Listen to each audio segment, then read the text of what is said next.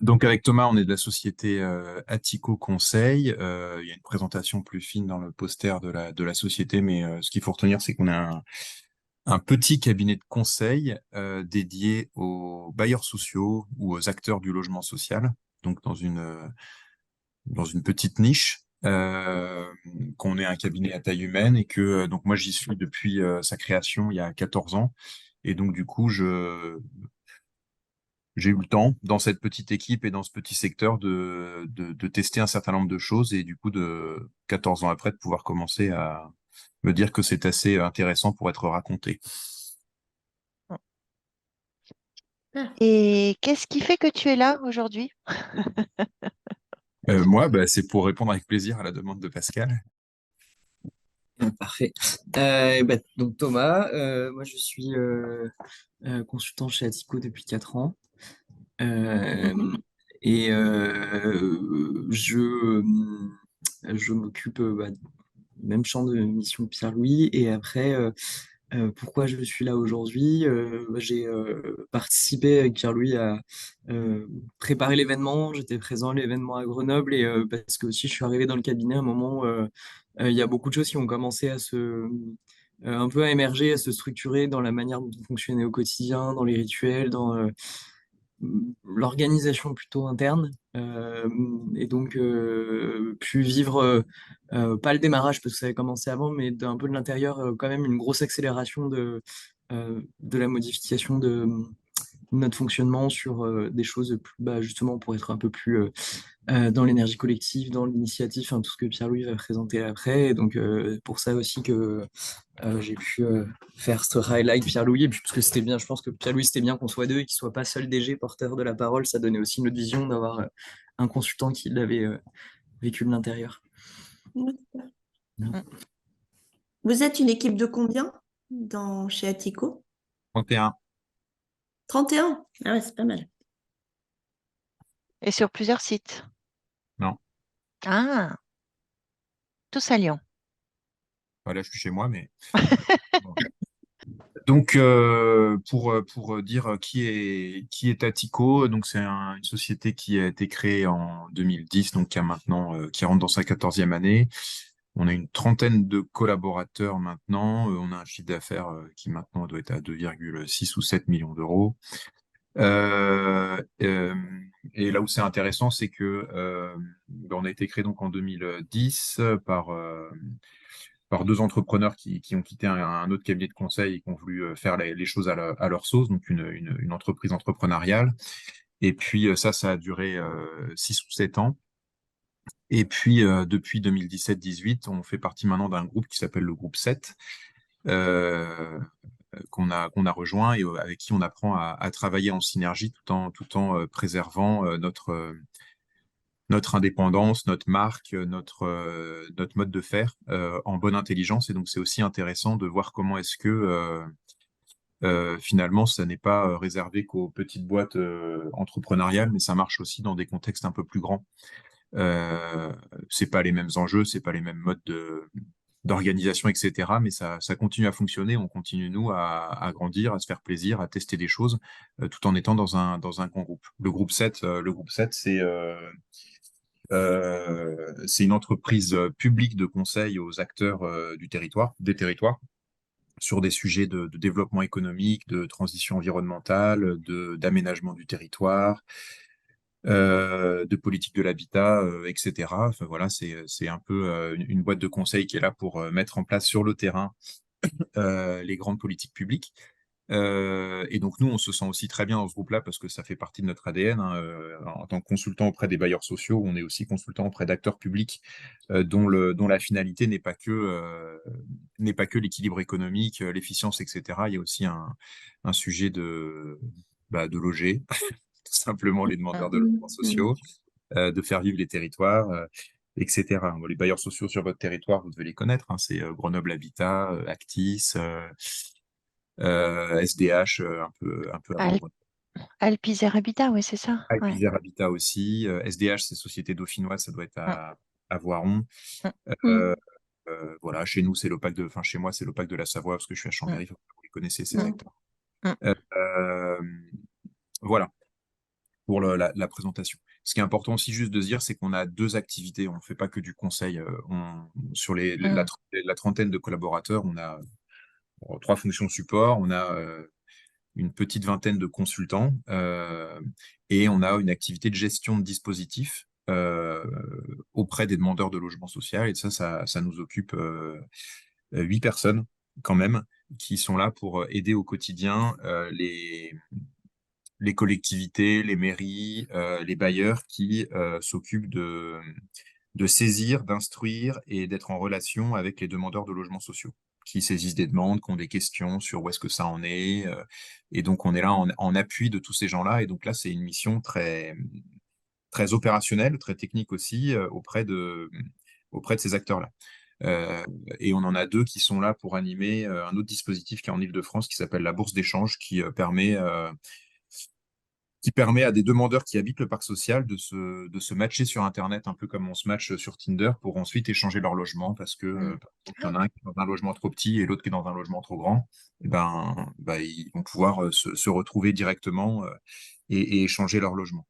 Voilà, c'est important de le dire parce que du coup, sur 30 collaborateurs, il y en a 10 qui ne sont pas consultants. Et donc, du coup, forcément aussi dans la manière de manager tout ça, C'est un impact. ça a un impact, voilà, exactement. C'est pas le même profil, c'est pas le même métier, c'est pas le même cadre administratif. Enfin, c'est pas le même cadre d'horaire, pas la même manière de fonctionner aussi. Enfin, ouais, même sur des pratico-pratiques, c'est pas du tout le même mode de fonctionnement. Et c'est plus ou moins un petit tiers de notre chiffre d'affaires quand même, quoi. Euh, voilà. On a un superbe logo de girafe et on a 4 valeurs qui sont celle d'être aventurier, qui est vraiment historique celle-ci, liée à la culture entrepreneuriale qui a été mise en place au moment de la création par les 2 fondateurs. L'idée de mettre un coup de pied dans la fourmilière, d'investir des nouveaux sujets, d'affirmer ses convictions, etc. Et donc de sortir un petit peu des postures de cabinet de conseil un peu lisses, un peu qui dit ce qu'on a envie d'entendre et qui sont bien peignés, bien jolis, font des jolis slides, mais finalement font pas forcément tellement avancer le client. Euh, Voilà. Fédérateur, c'est parce que le collectif est très important pour nous, à la fois en interne et à la fois dans notre écosystème. On est quand même un cabinet qui est très très ouvert. On a beaucoup beaucoup de partenaires. Je pense qu'une mission sur 3 facilement, elle est produite avec un partenaire. Donc on a un vrai écosystème sectoriel avec voilà des tas d'expertises qu'on peut aller chercher, des partenaires aussi institutionnels qu'on connaît bien. Et donc on fonctionne vraiment en écosystème. Et avec le groupe finalement, on le considère non pas comme un actionnaire vertical qui viendrait nous donner ses consignes, mais plutôt comme un partenaire privilégié avec qui on peut encore plus développer des nouvelles offres et travailler en bonne intelligence. Pragmatique, voilà, et engagé parce que on le voit aussi dans la raison d'être ensemble qu'on a posée, c'est que ce qui prime et ce qui fait que nous on est bien chez Atico, on y reste. C'est d'abord parce qu'on prend soin du collectif. Donc notre raison d'être ensemble, c'est collectif en confiance, solidaire, qui valorise et développe chacun d'entre nous. En fait, c'est ça qui fait qu'on reste chez Atico. On avait fait un travail il y a 4 ans d'essayer de définir notre raison d'être et on était parti sur un truc sectoriel euh, autour de on veut changer le monde et en changeant les bailleurs sociaux. Et en fait, on s'y retrouvait pas, elle marchait pas. Et puis après, on s'est reposé il y a 3 ans et cette phrase, elle est sortie toute seule. Ça montre qu'en fait, ce qui fait qu'on reste chez Atico, l'évidence qui fait qu'on est chez Atico, c'est d'abord parce que on se sent bien dans un collectif qui est très solidaire, dans lequel il y a du soin, dans lequel on aide les gens à grandir. Et c'est vraiment ça qui nous motive en fait. Euh, plus ou au moins autant que le sujet externe. À l'externe, maintenant, la phrase qu'on commence à sortir, mais qui est assez récente, c'est qu'on veut permettre au secteur logement social de renforcer son utilité sociale. Ça, c'est souvent la raison d'être d'un bailleur social, hein, c'est d'être utile socialement, en s'appuyant sur l'intelligence collective de ces acteurs. C'est-à-dire qu'on a aussi vis-à-vis de nos clients une posture relativement basse, un peu d'humilité, comme doit l'avoir Coefi avec ses clients. Où on vient pas, certes, on connaît le secteur, certes, mais comme on dit, plus plus on connaît des choses, moins on en connaît. Donc, on a une posture quand même assez humble auprès des clients et on essaye de vraiment bien jouer avec les casquettes d'experts et de facilitateurs euh, pour que les solutions elles sortent du client et qu'ils se les approprient, quoi. Mm. Ça, c'est une conviction assez forte. Voilà, je suis parti pour beaucoup parler parce que là, j'ai fait que les 2 premières lignes.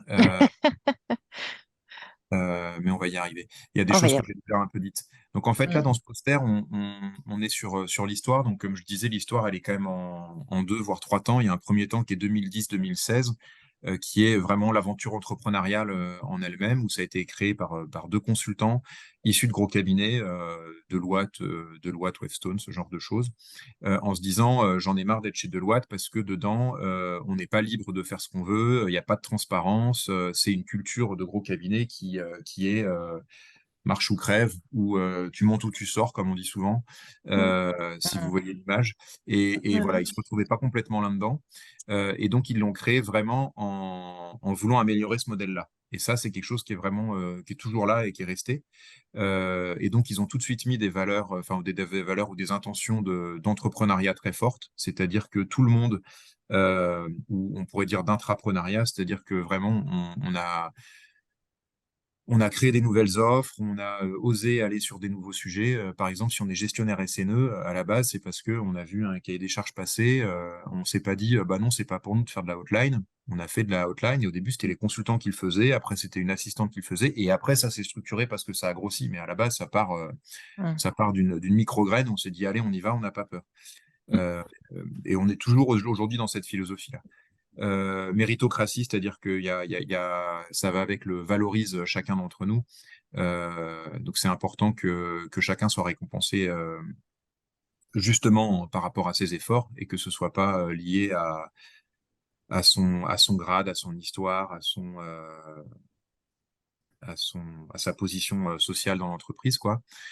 Beaucoup de transparence, ça pour le coup, c'est très, très, très, très. Je pense qu'il y a à peu près rien qu'on partage pas. Et impertinent, c'était le côté coup de pied dans la fourmilière que je disais tout à l'heure. Pour autant, ça, c'est les bons côtés. Moi qui ai vécu cette période-là, il y avait aussi des mauvais côtés, avec certaines dérives du fonctionnement qu'on conduit un peu à sa chute de système, et les dirigeants sont partis assez vite en 2016 et ont revendu.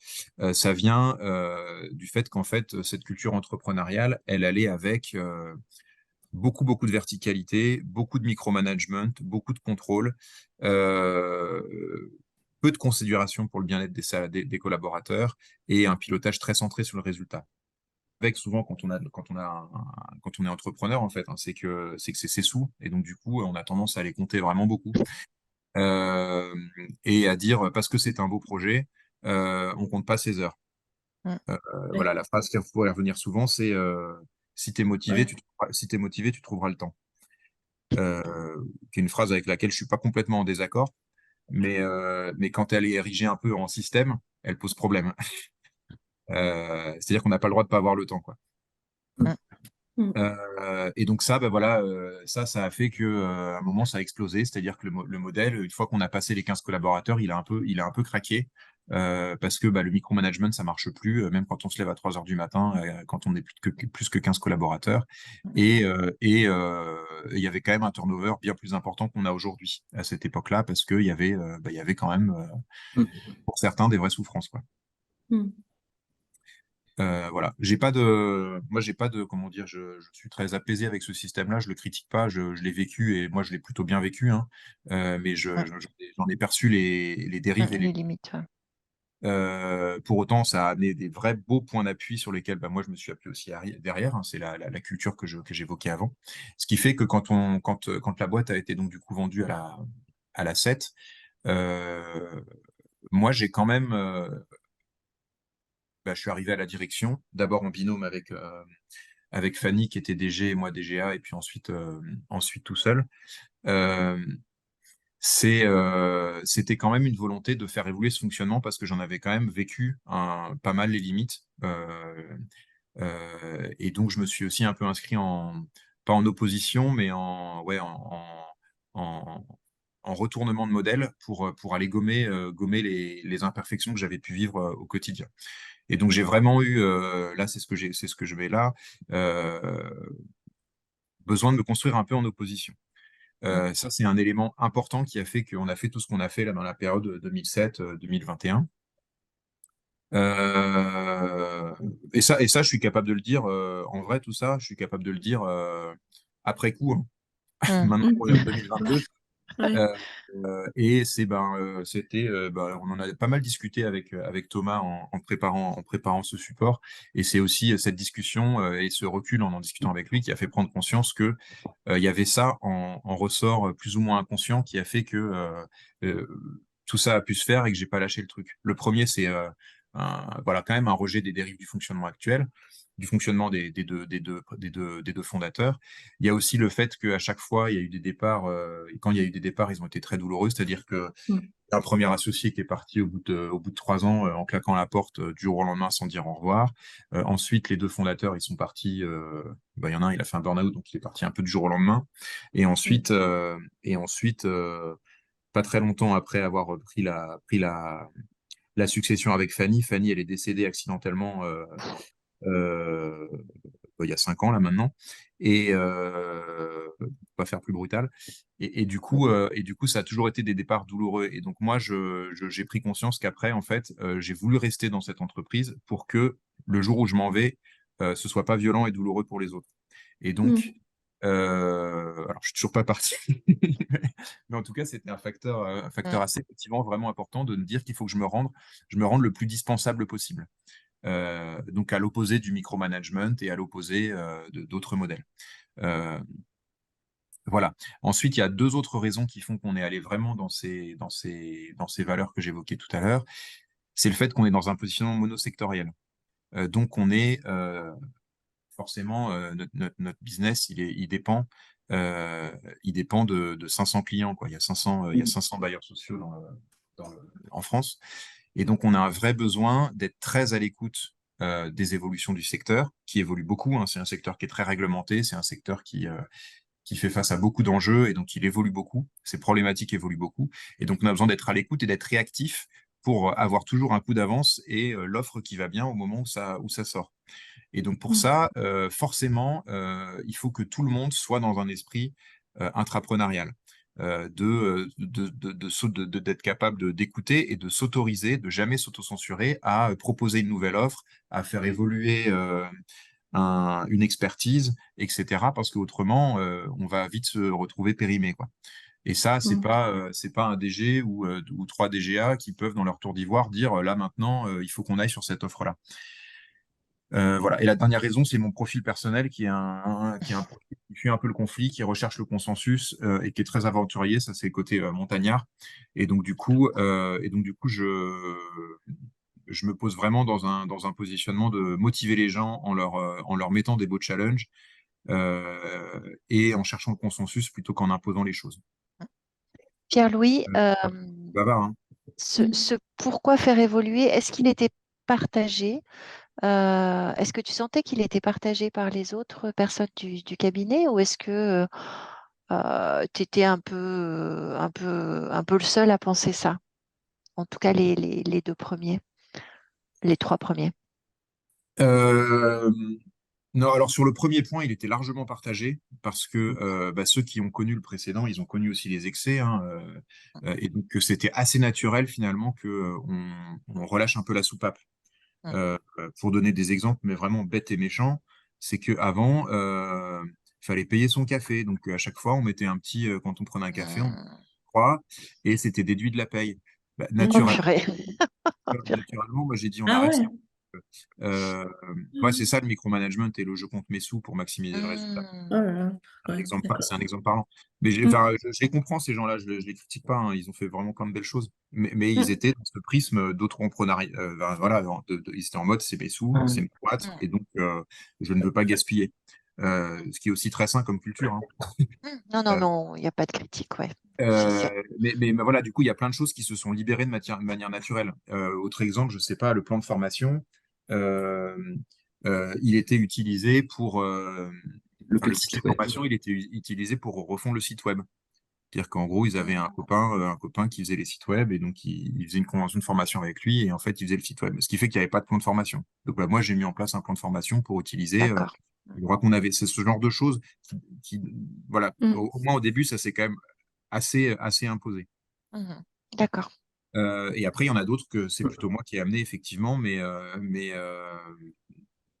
voilà. Ce qui est important de dire quand même, c'est que c'était pas non plus conscientisé, en fait. C'est-à-dire que je suis jamais arrivé en 2017 en disant Oui. on va tout changer, le point en l'air, et ce sera jamais plus comme avant, quoi. Mhm. Euh, Tout ce qu'on dit là, en fait, on le revendique, enfin, on le conscientise et on l'écrit seulement depuis peut-être 12-18 mois, quoi, quelque chose comme ça. Avant, c'était pas un projet en soi, en fait, hein. C'était juste qu'on a évolué en bonne intelligence et on l'a fait très collectivement et ça a amené des belles choses, en fait. C'est ça qu'on veut raconter parce qu'on a mis, voilà, écoute, confiance, expérimentation. On s'est fait plaisir, en fait, et finalement, ça a fait pas mal de belles choses. Et pour info, c'est pour ça que on vous a demandé de témoigner, en fait. Moi, c'est ça que je trouvais intéressant, Ouais, c'est que justement, les choses, comme tu les as présentées, quand on en avait parlé, c'était du naturel, quoi. En fait, c'est arrivé comme ça, en fait. Donc, c'est ça qui me exactement. paraissait intéressant de mettre en avant au niveau de cette journée énergiste à boîte, quoi. Et donc, nous, ce qu'on a mis, voilà, c'est beaucoup, beaucoup d'écoute, beaucoup, beaucoup de confiance pour que les gens ne s'auto-censurent pas. Et puis après, c'est très peu de temps entre l'idée et l'action, en fait. Et, euh, et alors, il y a plein d'idées qu'on a essayé de mettre en place et qui sont tombées, hein, qu'on n'a Mm. pas faites. Des fois, faute de temps, parce qu'on le dira juste après, les limites de ce système-là, où en fait, on est vraiment dans l'énergiste à boîte, c'est-à-dire qu'en gros, on dit tu as le droit de tout tester, je te fais confiance. Si tu as un problème, je vais t'écouter et je vais t'aider à le résoudre, mais vas-y, fonce. Ça veut dire qu'en gros, tout se fait à l'énergie. Euh, Il y a pas grand-chose qui est planifié à l'avance, il n'y a pas grand-chose qui est piloté. C'est vraiment une grosse ruche qui bouillonne, quoi. Et, euh, et, euh, et à partir du moment où il y a quelqu'un qui a envie de faire quelque chose, bah, il le fait. Sauf que le problème, Mm. c'est qu'on veut toujours faire plus de choses que ce qu'on est capable de faire, et que pour que et qu'il y a du coup beaucoup de déchets, euh, beaucoup d'énergie perdue de ce fait-là, et c'est un vrai problème, et c'est la conclusion qu'on aura derrière, c'est qu'il faut qu'on essaye maintenant d'essayer de canaliser cette énergie, parce que ce fonctionnement-là, maintenant qu'on est 30, il marche plus, il est un peu fatigant. Ouais. Mais le D'accord. nombre, en fait, euh, rend impossible le fait que chacun puisse partir dans tous les sens On est et obligé de se canaliser, de se réguler, ouais. ouais, c'est ça. On est obligé de se structurer. Ouais. Mm. Et- Euh, voilà. Ouais, il y a une autre question.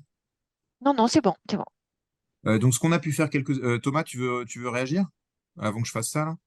Je réfléchis non sur la partie ce que je trouve intéressant sur le changement aussi de positionnement et de culture, c'est que il y a un positionnement sans doute inconscient des personnes qui étaient là avant de rejet, et je pense que c'est aussi lié beaucoup à un renouvellement de personnes, un renouvellement un peu générationnel aussi, où à la fois le fonctionnement classique pyramidal, cabinet conseil, et puis le fonctionnement micromanagement, c'est des choses qui marchent de moins en moins avec les plus jeunes, quoi.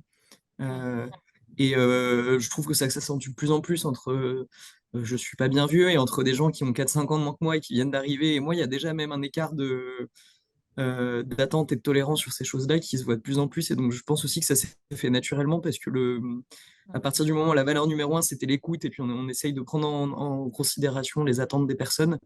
euh, je pense que ça a aussi poussé naturellement à aller sur ce mode de fonctionnement-là, en fait. On est beaucoup à être arrivé d'abord pour les valeurs et pour ce mode de fonctionnement-là, sans quoi trop connaître le secteur, et plutôt attiré par le fonctionnement interne, par cette promesse-là, en fait. Mhm. Voilà. Mm. Donc, je donne un exemple, j'avais une image des cabinets de conseil qui fait qu'avant d'arriver à Tico, je voulais pas faire de conseil. Mm. Et c'est plutôt du coup l'aspect mode de fonctionnement interne, valeur, qui a fait que je suis arrivé et que on avait envie de s'amuser dans ce cadre-là, quoi. Mhm. Mm. Ça marche. Donc, ce qu'on a pu faire, c'est voilà, sur la période 2018-2021, Alors, on a essayé un peu de le catégoriser, même si, mais il y a beaucoup de choses qui sont venues déjà en 2018 où on a été très rapidement à se mettre dans le collaboratif à 100%. Donc, on a eu un travail assez fort de refonte de notre outil collaboratif interne, dans lequel maintenant on s'envoie plus de mails entre nous. On fait tout dans Teams ou à l'oral. On partage l'ensemble des documents de l'entreprise. Euh, et ça amène beaucoup de fluidité dans nos communications et quand même un peu d'efficacité. Mm. Et on a quand même assez réfléchi sur la manière dont il fallait qu'on structure cet outil collaboratif. Et maintenant qu'on l'a depuis 4-5 ans, on est assez mature là-dessus. Alors c'est pas facile hein, parce que il y a aussi des dérives. Hein, c'est un réseau social, donc on a tendance des fois à vouloir en dire trop, à s'exprimer en langage SMS, à multiplier les notifications, à pas s'abonner au bon endroit, Mm. etc. Mais on a appris et on est plutôt assez mature maintenant sur quand est-ce que ça vaut le coup de passer par l'outil collaboratif, quand est-ce que c'est mieux de faire un temps physique ou téléphone de 30 minutes pour se mettre d'accord, quel type de message on peut se permettre de mettre et pas d'autres, dans Mm. quel canal. On a un canal détente, par exemple, qui est un peu défouloir pour que dès qu'il y a quelqu'un qui a envie de dire de la merde, bah, il le dit là et comme ça, il embête pas les autres. Euh, ouais, non, mais ça fait partie du truc parce Ça que fait sinon, on se partie. retrouve à échanger des blagues dans un canal sérieux et ça peut vite énerver les gens. Mais par contre, c'est vraiment structurant parce que n'importe qui voit l'activité du cabinet. Typiquement, l'activité commerciale, elle est dans un canal commercial. Et dans un seul et même endroit, il y a tous les appels d'offres, il y a toutes les propales qui sont en train d'être rédigées, il y a toutes les propales qui ont été envoyées, et pour chacune d'elles, on a un canal de discussion qui est ouvert. Ça veut dire que si moi, je suis en train de répondre à un appel d'offres pour Actis, qui porte sur mon sujet, bah, les autres le voient passer comme ça, et sont capables de dire, ah bah tiens, moi, chez Actis, il se trouve que je connais très très bien la directrice clientèle, parce que j'ai fait une mission chez elle il y a 3 ans, voilà les enjeux, voilà son téléphone, tu peux l'appeler, etc. Et que ça amène vraiment de La fluidité, ouais. la fluidité, enfin, et puis de la plus-value dans la manière Mm. dont on peut T'as rédiger raison. et donc ça, c'est un exemple. Après, bah, il y a toutes les communications un peu institutionnelles qui sont dedans. Il y a tous les projets, il y a tous les supports de réunion d'équipe, il y a l'ordre du jour de la réunion d'équipe qu'on fait tous les mois. Il se construit là-dedans. On fait un poste, chacun dit qui veut quoi, et assez fluidement. Je peux vous, à la limite, si vous êtes curieux, je peux vous le montrer parce qu'on n'est pas beaucoup. Ouais. Je peux vous le montrer tout à l'heure. Mais il y a beaucoup de choses qui se construisent comme ça en collaboratif. Mm. Sur on a commencé à amorcer notre rituel de point du lundi qui est on prend le matin 30 minutes pour organiser la semaine. Au début, c'était de manière un peu pas structurée, où on se disait on se met autour de la table et on se raconte notre semaine. Et petit à petit, ça s'est outillé et maintenant, c'est un point dans lequel on est 30 autour de la table, devant un klaxoon qui est très organisé, avec un animateur tournant qui tient le fait que ça tient en 30 minutes, voire maintenant même un peu moins. Et on passe en revue toute l'activité commerciale, la météo des salariés, l'activité de communication, la gestion des surcharges et des sous-charges et des surcharges, et donc la solidarité entre chacun. Euh, c'est très efficace et ça marche très bien. Mais ça, c'est venu au début, on était autour de la table et on faisait un tour de table en disant, t'as prévu quoi dans la semaine? Et Mm. puis, Ouais, Ouais, ça fonctionne. À et maintenant, 30. ça fonctionne de fou. Ouais. Bah, je vous montrerai Klaxon tout à l'heure. Vas-y, on Ah, l'a Chloé. ah, c'est sur on a quand Klaxoon. même D'accord. on Ok. a quand même réajusté il y a pas longtemps justement dans l'ordre du jour, dans les sujets. Au début, on évoquait un peu tout. On évoque plein de thématiques dedans. On parle commercial, les actions de communication, la to-do list de la semaine, les irritants internes. Et en fait, quand on était une vingtaine, ça fonctionnait bien de le faire sur un format 30 minutes en évoquant tout. Et aujourd'hui, maintenant qu'on est 30 et qu'aussi enfin, plus de choses à se dire, plus de flux commercial, on l'a restructuré il n'y a pas si longtemps pour ne pas aborder tous les sujets toutes les semaines. En fait, on a Mm. un secteur qui est le commercial, la coordination, et puis semaine 1, on va aborder les irritants internes, semaine 2, les actions de communication à faire, semaine 4, la réunion d'équipe, et enfin, ça se Mm. réajuste en fait, au fur et à D'accord. mesure. Ouais. Mm. C'est intéressant sur ces deux points-là en particulier, qui illustrent bien ce que disait Pierre-Louis sur le côté. On expérimente aussi et puis on fait après nos clients et on est un peu en mode entrepreneuriat. C'est que Mm. en fait, aujourd'hui, dans nos offres, on est des fois, on intègre des formations à Teams à certains de nos clients. Je crois qu'on a une ou deux missions justement pour aider des clients à se structurer sur Teams, à structurer leur OneDrive et à bien l'utiliser. Et puis en fait, l'Axoon, c'est pareil, c'est quelque chose qu'on utilisait au départ en interne sur le point du lundi, qu'une ou deux personnes commençaient à utiliser comme ça dans leur coin en mission. Et c'est devenu des éléments hyper structurants d'animation avec nos clients, de manière de fonctionner. Et en fait, on a aussi beaucoup ce mode-là où toutes les expérimentations qu'on fait sur le fonctionnement interne, qu'on s'autorise, ce qui est intéressant aussi, c'est que ça vient quand même beaucoup nourrir ce qu'on va reproduire avec nos clients derrière et ce qu'on va pouvoir mettre en place en fait. Et donc ça c'est assez chouette parce que quand on vend une expertise ou quand on vend une capacité à faire sur ces sujets-là, en fait, c'est qu'on l'a testé en interne et que ça marche et qu'on n'est pas on vend pas du vent là-dessus. J'ai envie de dire. Ouais. Ah, Donc voilà, les sujets de outillage des rituels, des outils collaboratifs pour mettre de la transparence et de la solidarité et l'organiser pour de vrai. 2019, ça c'est quand même un changement assez structurant, là pour le coup, qui vient vraiment de moi et de mes délires, qui est de changer le système de primes, qui est toujours assez important dans les cabinets de conseil. Le Ouais. système de primes avant, il était vraiment à la méritocratie et ne prenait en compte que la. En gros, il était pensé pour compenser ou rendre acceptable la surcharge de travail. C'est-à-dire que il était individuel et chaque consultant qui facturait plus de 14 jours par mois, et ben chaque jour en plus, il avait, je sais pas, 100 euros ou un truc comme ça. Et donc c'était vraiment pour rendre acceptable une surcharge de travail et inciter à produire plus. Nous, ça nous allait pas. Enfin, on l'a changé parce que c'était juste orienté sur la charge de travail. Ensuite, ça ne concernait que les consultants et pas les autres. Les fonctions support, par exemple, la personne qui envoie les appels d'offres et qui envoie les factures et qui fait les impayés, Mhm. par exemple, ou les fonctions de gestionnaire SNE que j'évoquais tout à l'heure, et que ça ne prenait pas en compte les autres contributions qu'un consultant pouvait avoir à la vie du cabinet. Il rédige des propals, il s'investit dans la vie du cabinet. On a tous des rôles, hein, on le verra après. On a très peu de fonctions support, donc on a tous des rôles internes plus ou moins importants. Et donc ça aussi, ça n'était pas pris en compte dans la prime. Et donc là, le nouveau système de prime, il est assez simple, c'est que tous les 6 mois, il n'est pas si simple en vrai, tous les 6 mois, on distribue 5% du chiffre d'affaires à tout le monde, à partir du moment où on a au moins 10% de rentabilité, ce qui pour l'instant a toujours été le cas. Donc c'est conséquent quand même, hein, 5% du chiffre d'affaires, il faut réaliser ce que c'est. Et ça revient, si on dit à 10% du chiffre d'affaires, ça revient à redistribuer la moitié du bénéfice. Et donc ça, on le distribue à tout le monde de manière qu'on a essayé de faire la plus équitable possible. Pas égalitaire, c'est-à-dire chacun a pas, on va pas couper le 5% en 30. On a essayé de trouver un système équitable. Donc en fait, on en distribue une partie à tout le monde selon son niveau d'ancienneté. Donc selon que je suis là depuis 1 an ou depuis 4 ans, j'ai pas la même part. Au bout de 5 ans, ça s'arrête. On a plus de points en plus au bout de 5 ans. Donc ça, c'est 30% de la prime qui est distribuée comme ça et 70% de la prime qui est distribuée en fonction du grade. Donc je suis consultant voilà, junior, j'ai 1 point. Je suis manager, j'ai 3 points.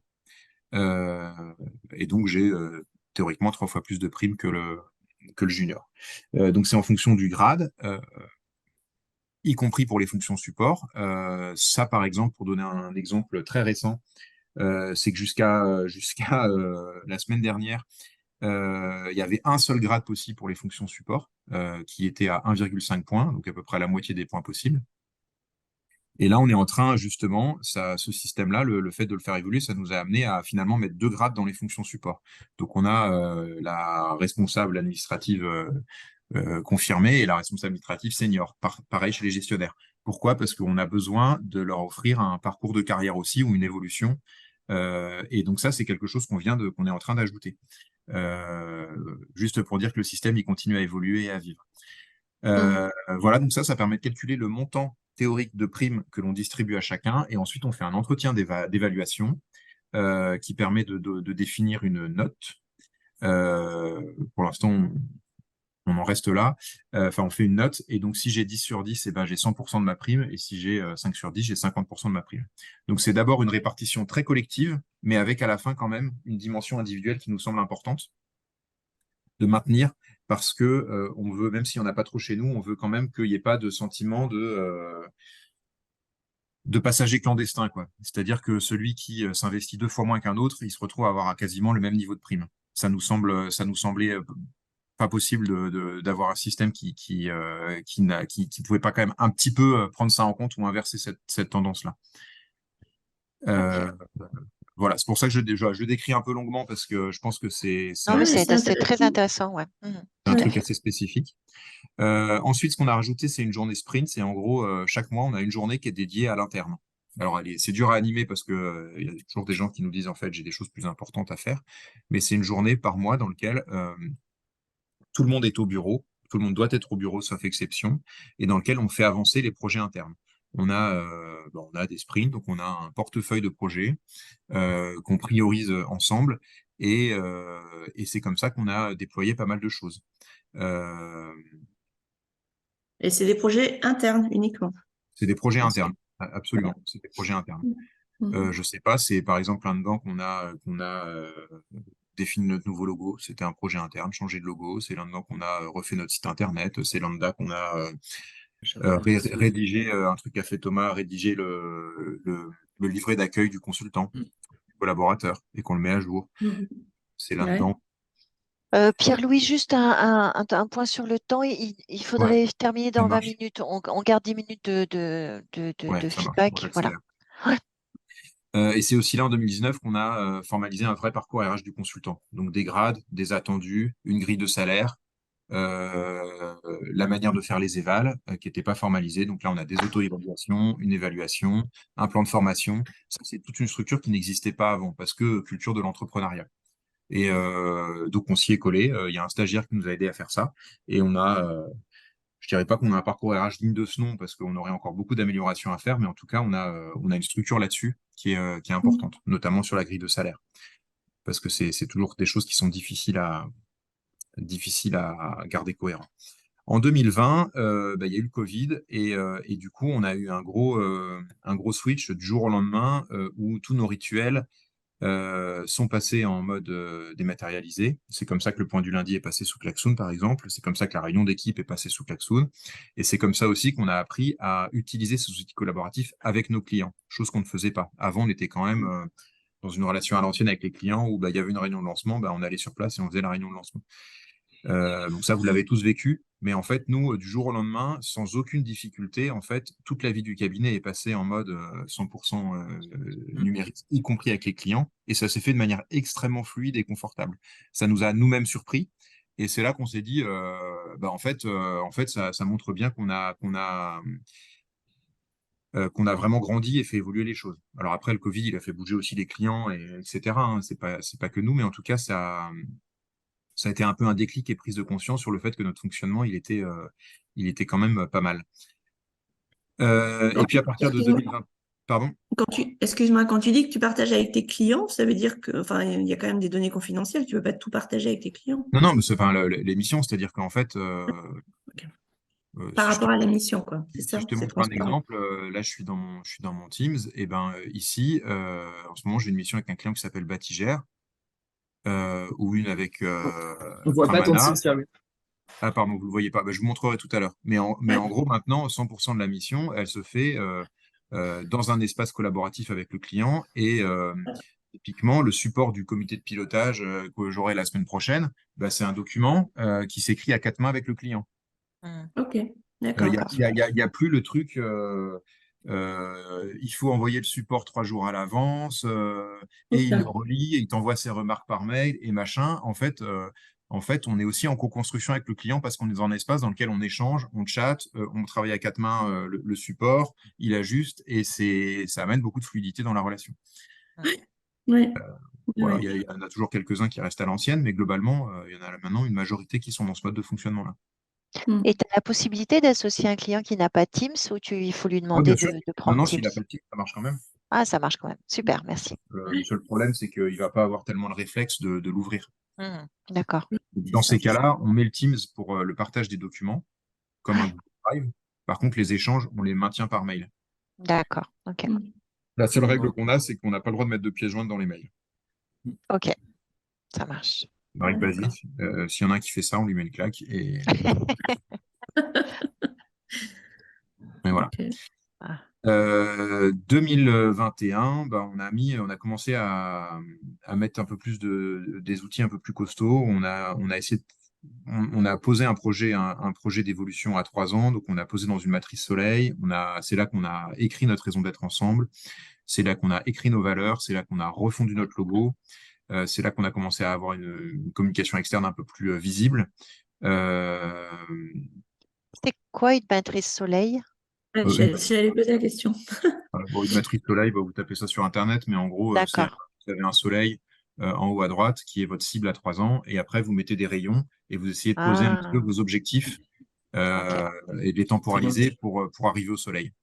D'accord, super. Merci. Mm. C'est juste une manière de dessiner une feuille de route ou un chemin qui permet d'arriver à la cible et de la rendre à peu près ludique euh, Marche. et de la mettre à jour facilement. Ensuite, on a mis en place la journée du feedback. C'est quelque chose qu'on essaye de faire beaucoup et de promouvoir. On s'est formé en 2022 tous à la CNV et on essaye Mm. de réserver un temps chaque jour, enfin une fois par mois, pour qu'il y ait des feedbacks. Après, au début, c'était un peu en mode organisé, on comptait le nombre de feedbacks qui étaient faits, etc.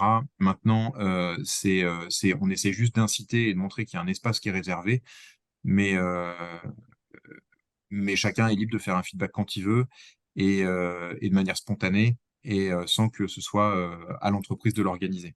Mais on est passé par cette phase où c'était un peu organisé avant que ça devienne un peu naturel. Parce que le feedback, généralement, il est bon quand justement, il est pas fait sur commande. Euh, Ouais. et il doit être fait très régulièrement. Mais Mais vraiment, c'est comme les journées, la journée de la femme où en fait on va y penser plus particulièrement ce jour-là, mais il n'y a pas quelque chose qui est, enfin ouais, cette journée du feedback, vous passez pas la journée à faire du feedback au sein de Atico. alors, non, maintenant, ça fonctionne plus comme ça. Par contre, pendant un an, là, en Au départ, 2021, oui. peut-être même 2022, en fait, c'était peut-être 2 ou 3 semaines avant les évaluations, donc 2 fois par an. Il y avait une vraie journée du feedback dans lequel on faisait un agenda, dans lequel on identifiait tous les gens qui voulaient faire des feedbacks ensemble. Mm.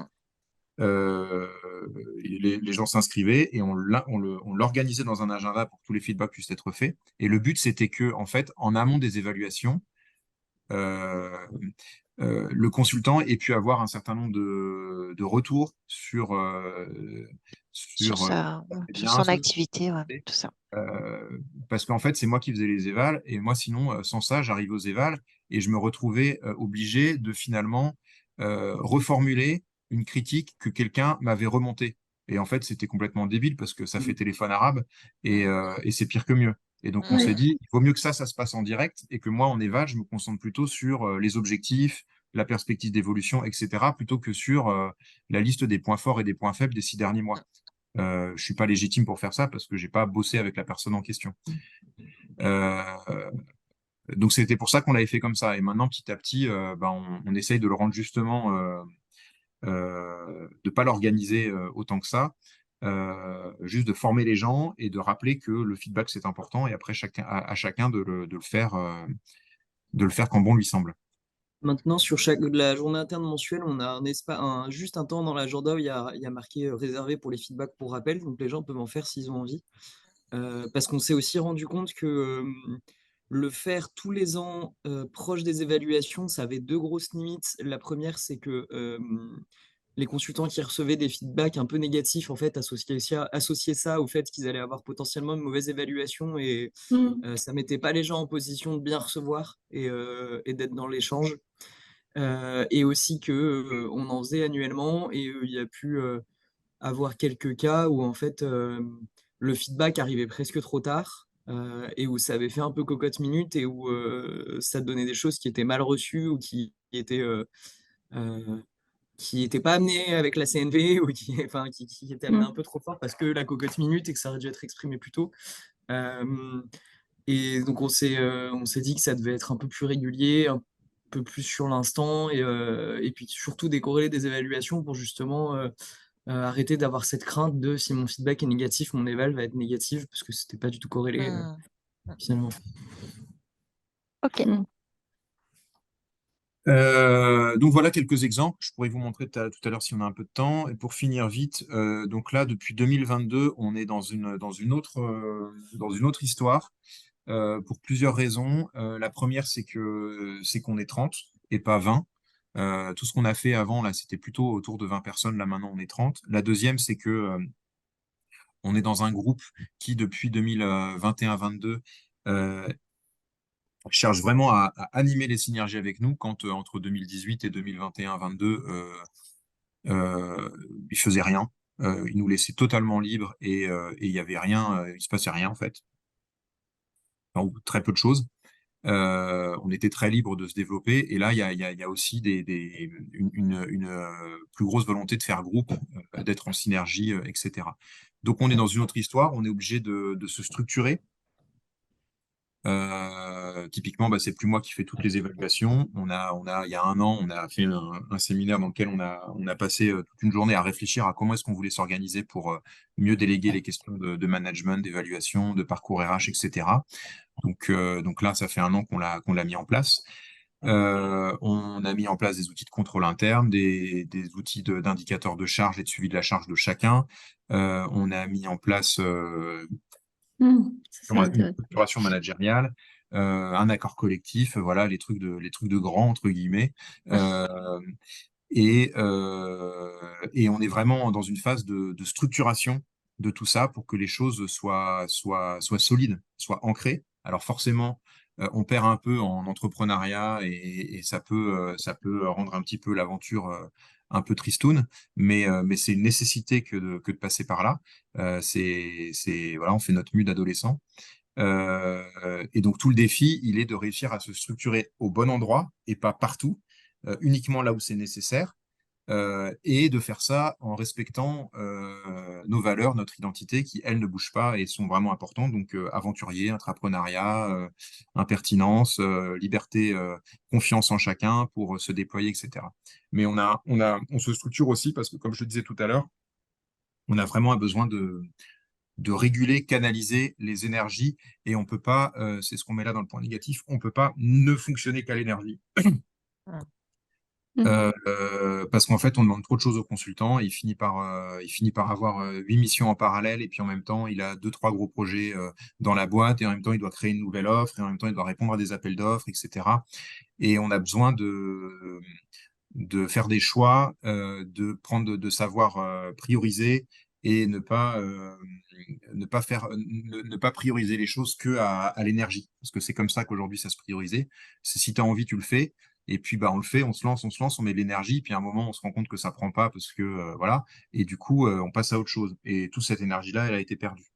Donc, on est Ouais. vraiment dans une démarche où on essaye de canaliser ça. On a fait des feuilles de route thématiques, par exemple, pour que notre développement commercial il soit structuré, qu'on ait des priorités. On a nos journées sprint qui permettent de prioriser le nombre de projets. On a un indicateur de charge qu'on regarde tous les lundis matins et qu'on rediscute à chaque réunion d'équipe. On se dit, est-ce que là, la priorité, c'est le commercial, c'est l'interne, c'est la production en fonction des temps et des dispos de chacun et puis des différents projets. Et donc, on a vraiment voilà, des petits baromètres qui nous essaient, qui doivent nous aider à nous autodiscipliner pour essayer de ne pas faire trop de choses en même temps parce que ça, c'est vraiment dangereux. Autrement, ça devient dangereux pour les consultants. Voilà, ils deviennent fatigués, pas motivés. Et donc, c'est un vrai gros enjeu que d'être bon là-dedans et du coup, mettre le cadre au bon endroit. Euh, et donc, ça, Et c'est ils se l'un. présentent, Hmm. excusez-moi, ils se présentent comment vos indicateurs de charge? C'est toute une usine à gaz pour les définir ou... Non. Non, non. En fait, on en a un premier qui est juste bah, au point du lundi matin où chacun va mettre un thermomètre sur sa charge de la semaine. Est-ce qu'elle est rouge? Est-ce qu'elle est verte? Est-ce qu'elle est grise? Ça permet de permettre à chacun d'exprimer une grosse surcharge dans les toutes prochaines semaines et donc de le traiter vite en disant bah, qui a moins de temps, qui peut le prendre, etc. Ça, c'est un premier baromètre. Ensuite, on a un outil, comme tout cabinet de conseil, dans lequel on demande à chacun de saisir la production qu'il a à faire dans les 1, 2, 3 prochains mois. Et donc, ça permet d'objectiver s'il y en a un qui est en sur ou en sous-charge et d'être discuté dans les duos mensuels avec chacun. Et puis ensuite, en réunion d'équipe, on a une slide dans laquelle on a l'ensemble des projets internes sur lesquels on est engagé. En ce moment, par exemple, on est en train de changer d'outil informatique. Voilà, c'est très chronophage. Euh, Ouais. donc, on a la liste des projets, on a les indicateurs de production et les indicateurs commerciaux. Et en réunion d'équipe, on décide ensemble sur ces trois critères si il faut qu'on soit actif ou pas actif. Et donc, régulièrement, on se dit, là, notre enjeu, c'est d'être actif sur le commercial. Donc, on remonte le baromètre. Et dans ce cas-là, on descend le baromètre des projets internes et on dit, il n'y en aura qu'un seul, c'est le changer d'outil, c'est changer d'outil informatique et il n'y en aura pas d'autre tant que on n'aura pas fini ce projet-là. Et donc, on a la liste des projets, c'est comme ça qu'on les arbitre. C'est pas parfait, hein, c'est juste qu'on essaye de contrecarrer la tendance naturelle à tout faire à l'énergie. Ouais, ouais. Oui, Super. oui, parce que ça conduit à un épuisement et puis les gens se sentent complètement débordés. Enfin, je Épuisement, remarque ça. démotivation, Tout à ouais, fait. c'est clair, c'est clair. Mm. C'est chouette. Ouais, c'est Euh, bien ça. Donc, c'est des baromètres, tout simplement. C'est ce que. Ok, d'accord. voilà, je pense que j'ai fini. Est-ce que tu veux peut-être compléter là-dessus, Thomas? Non, j'allais dire les indicateurs de charge qu'on a mis, c'est des baromètres juste pour donner l'opportunité à chacun de poser et puis après en fait d'en discuter, hein. C'est pas C'est pas on essaie. jugeant. Ouais, Ah c'est non, pas non, non. jugeant. C'est vraiment le but, c'est juste enfin le rouge gris, c'est que si quelqu'un dit qu'il est en rouge, on peut en parler et puis on peut le traiter plutôt oralement en direct, plutôt chercher à le faire sur des pourcentages, sur des Ouais. alors, l'outil informatique permet quand même d'avoir un taux d'occupation qui dit très objectivement si quelqu'un est dans le rouge, quoi. Si quelqu'un a 20 jours de prod à faire dans un mois à 20 jours et qu'il a 10 jours de congé, ça se voit tout de suite que ça passe pas. Mais Mm. après, le but, c'est plutôt enfin, on est plutôt dans un mode Le but, de c'est de le traiter à la communication, tchatch, ouais. Ouais. le traiter en se parlant parce que c'est le plus simple Ouais. et c'est le plus objectif, ouais. Ça permet de mieux objectif. On a pas mal essayé de trouver des indicateurs, il y a plein de réflexions, et en fait, il n'y a rien qui marche mieux que de se parler là-dessus. Ouais, c'est ça. Je suis d'accord. Ok. Euh, Super.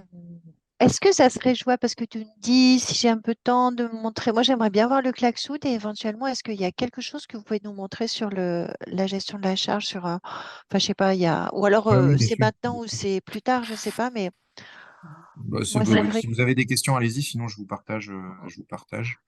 ouais, moi, j'aurais bien voulu voir le klaxoon et puis la gestion de la charge, effectivement, si on peut voir quelque chose qui pour Vous avoir voyez un mon, visuel. vous voyez mon Oui. écran là? Ça Attends. Ah, commence. Ouais, ok. Ça a l'air Alors, de rentrer. euh, Ouais. Là, il y a tes mails. Mon Gmail. ouais, mais voilà, il est là. C'est Ça, le c'est klaxon. le Ah, klaxon du lundi matin. Jackson. Ouais. Euh, voilà. Ça arrive tranquillement. Il est comme ça. En fait, chacun doit le mettre à jour le lundi matin ou le vendredi soir. Et donc, on le déroule tous les matins, tous les lundis matins, pardon, en 20 Mm. minutes. Donc, on commence par juste cette page de météo. Donc, chacun, s'il a un truc à dire, Ah. déjà, il dit s'il est en vacances en mettant des tongs sur sa tête. Donc, voilà, là, on va en vacances en ce moment. D'accord. Euh, Ah, c'est excellent, ça. il dit s'il va Ouais. bien ou pas. Donc, il a quatre météos dessus. Ah, super. Euh, Et il dit si il a de la bande passante, il peut filer un coup de main, si il est bien, ou si il est charrette et il a besoin de coups de main. Donc comme ça, on Ah, voit ceux génial. qui sont en rouge. Et après, peut-être que c'est juste une info, hein. Moi, souvent, je suis en rouge. C'est une info. Mm. J'ai pas besoin de coups de main parce que ce serait trop compliqué que de l'organiser ou je ne sais quoi. Mais c'est important que les gens sachent que je suis charrette. Et après, c'est D'accord. important. Mhm. Pas tout le temps se mettre en rouge. D'accord. Et donc, on fait toujours un tour de table. On dit ceux qui sont en rouge, est-ce que vous voulez dire quelque chose? Mm. Et voilà. Et là, c'est juste l'animateur, ce qui change chaque lundi. Donc, l'animateur, on lui met l'étoile du animateur sur la tête. D'accord, ça marche. D'accord. Super. Et ça Euh, part dans ton binôme. Ouais, c'est très bien. et Mm. c'est tout, hein. Oui, ça C'est tout. suffit. Après, on a un truc qui est le rappel de la semaine parce qu'on a une tendance fâcheuse. Ça, on l'a pas dit, mais ça fait partie des excès aussi. C'est à, à beaucoup se critiquer, beaucoup s'améliorer et donc au fil de l'eau à fixer des règles et puis 3 mois Les après à les oublier. appliquer. Donc là, il y a n'importe qui peut mettre le rappel de la semaine, c'est-à-dire que s'il y a une règle qu'il estime qu'elle est en train de se perdre, bah là, typiquement, vous voyez, les auto-évaluations, il faut les renvoyer pour le 27 novembre, septembre. Parce que, bah voilà. Et donc, on l'a mis là, histoire de faire passer le message. Mhm. Ensuite, on balaye ici, alors c'est les rendez-vous commerciaux. Donc là, c'est les rendez-vous qui ont été faits dans la semaine. Là, c'est les arbitrages de go-no-go sur les propals. Et ça, c'est toutes les propals qui sont en train d'être rédigées. D'accord. Donc ça, c'est la semaine en cours, la semaine prochaine, dans 2 semaines et dans 3 semaines. D'accord. Ça, c'est super important parce que ça permet déjà d'évaluer la charge de travail de l'assistante administrative qui monte les dossiers et qui les envoie. Selon que c'est un AO, un gré à gré, c'est pas pareil. Ça permet de s'assurer que tout le monde est au clair sur le fait qu'il a bien prévu de la rédiger. Mm. Et si jamais il y a quelqu'un qui veut parler spécifiquement d'une propale, il a responsabilité de la passer en rouge. Et là, D'accord. on va Ouais. en parler. Mais si tout est vert, on va juste se dire, bon, bah voilà la charge, est-ce que tout Ouais. est sous contrôle? Et on va pas passer du temps sur chaque post-it. Ça, Génial. c'est ça qui permet de garder le point 20-30 minutes, c'est qu'en théorie, tout ce qui est en vert dans le klaxon, on n'en parle pas. Ouais, ça marche. Ça donne une tendance, mais D'accord. on parle de ce qui est rouge. Parce que ça Mais veut dire qui, mais qui décide que c'est vert, en Ah bah, fait? la personne qui rédige. n'importe qui. D'accord, Ouais, ok. n'importe qui. Tout le monde a accès au truc et peut changer la couleur avant le point.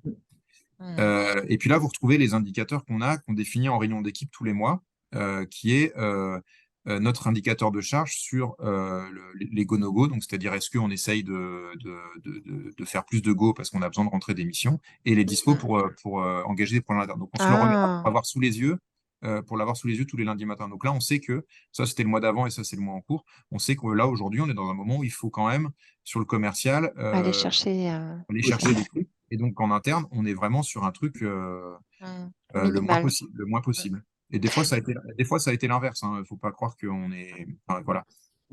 Mais qui c'est qui dit que la flèche, elle est là sur le petit Ouais. curseur? Ben, ça, on le discute tous les mois en réunion d'équipe. Ah, d'accord. Ok. Parce que, en fait, en réunion d'équipe, les slides qu'on a avant, c'est les slides de charge, les slides de projet, Ah, les slides d'accord. commerciales. Donc, on partage tous ces chiffres-là. Et à la fin, on se dit, bon, bah, du coup, est-ce qu'on fait bouger les curseurs? Et ça, on le Mm. discute collectivement. D'accord, ça marche. Voilà, ça c'est pas intéressant. Ensuite, là on regarde tous les 2 semaines, on envoie un billet d'humeur à notre base client. Donc là, on priorise ceux Mm. qui sont à rédiger.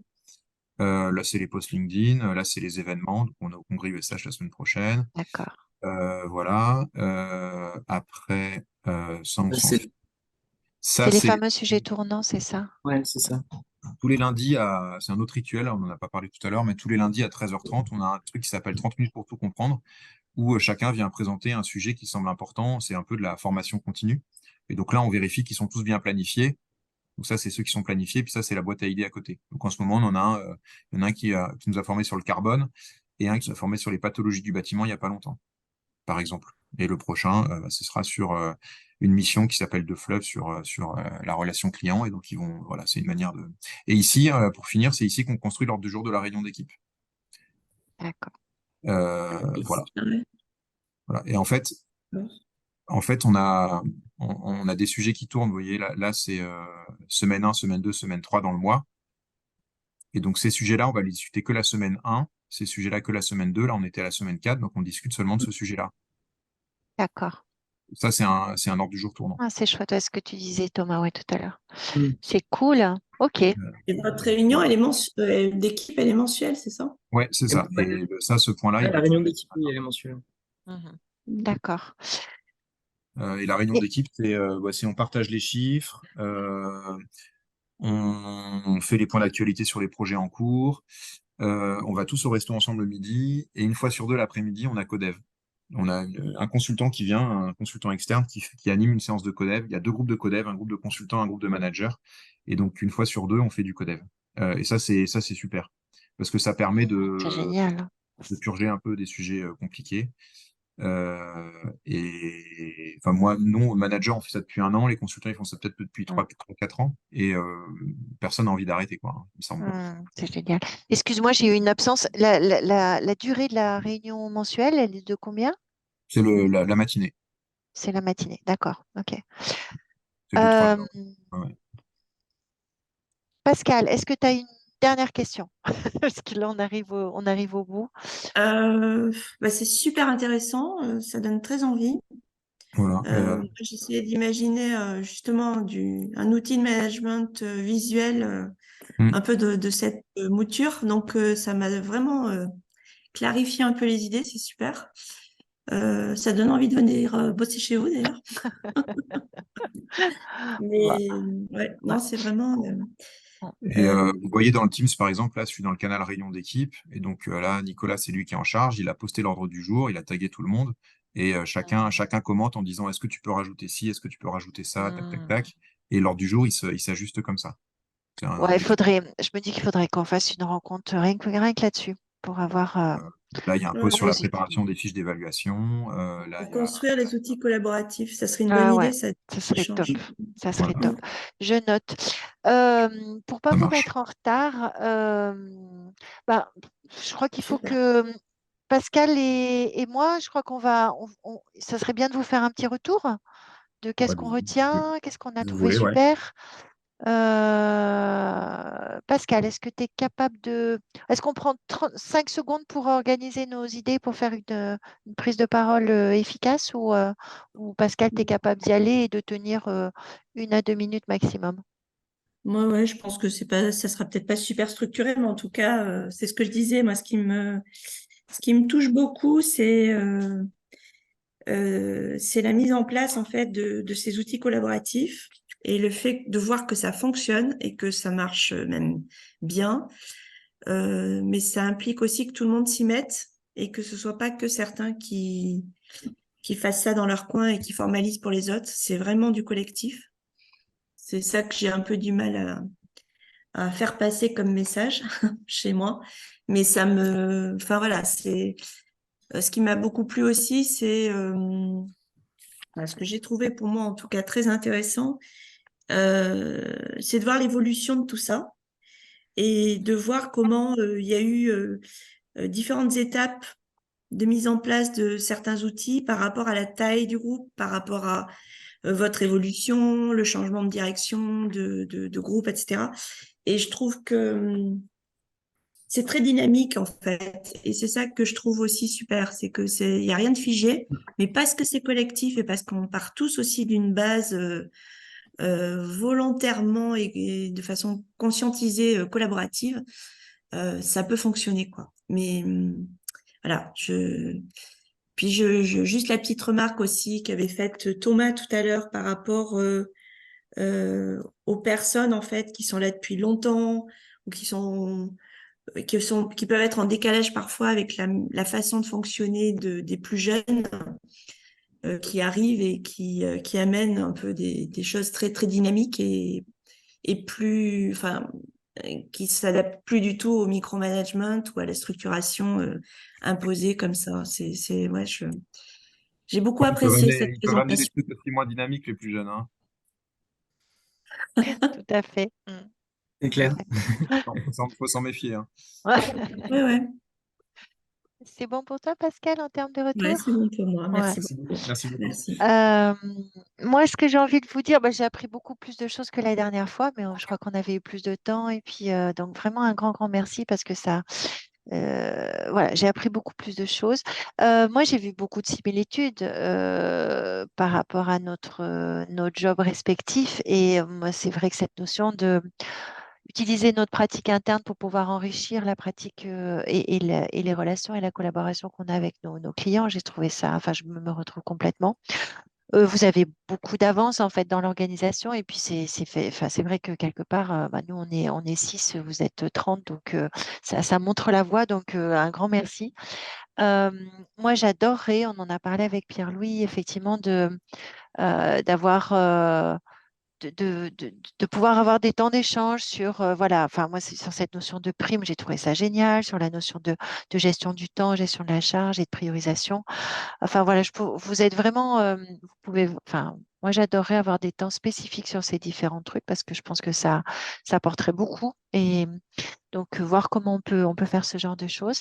Et puis enfin, moi, j'ai un petit pincement parce que moi, j'adore quand tu dis, Pierre-Louis, que vous avez fonctionné en fait pendant très longtemps sur écoute, confiance, expérimentation. Moi, je m'y retrouve beaucoup. Je comprends complètement la conclusion que vous avez aujourd'hui en disant, bah voilà, ça veut dire qu'il y a eu beaucoup de pertes en ligne, beaucoup d'énergie dépensée. Et je peux comprendre pourquoi vous structurez plus. Mais en même temps, enfin, moi, j'ai un petit pincement au cœur parce que je trouve que ce cycle écoute, confiance, expérimentation, en fait, il est tout simplement génial. Donc, j'ai du mal à estimer enfin, comment Ben, vous arrivez à structurer quelque chose qui soit un petit peu différent de ce cycle-là. Voilà.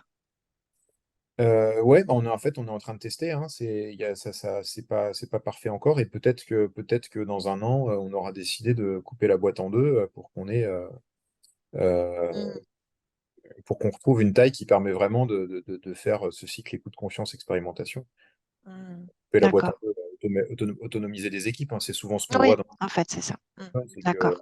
à 15-20 ça va, mais au-delà c'est compliqué. Mm, Donc peut-être qu'il faudra qu'on recrée mm, des équipes plus petites pour qu'ils puissent justement se retrouver dans l'entrepreneuriat et dans la réactivité, qu'on soit pas trop lourd, parce qu'effectivement, on est des fois aussi un peu là-dedans et ça peut rendre les choses un peu tristounes, ouais. D'accord.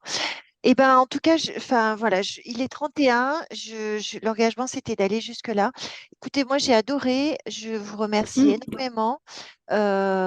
Et j'ai appris plein de choses. Et voilà, donc c'est dans la boîte. Il y a d'autres qui vont pouvoir en profiter. Donc, pour moi, mon deuxième objectif est là. Ben, Mm. merci à vous et Merci puis beaucoup. à Merci bientôt. Thomas. À bientôt, Merci ouais. beaucoup. Merci. À bientôt. Bonne Au journée. À revoir. Au bientôt. revoir. Bye Au bye. revoir.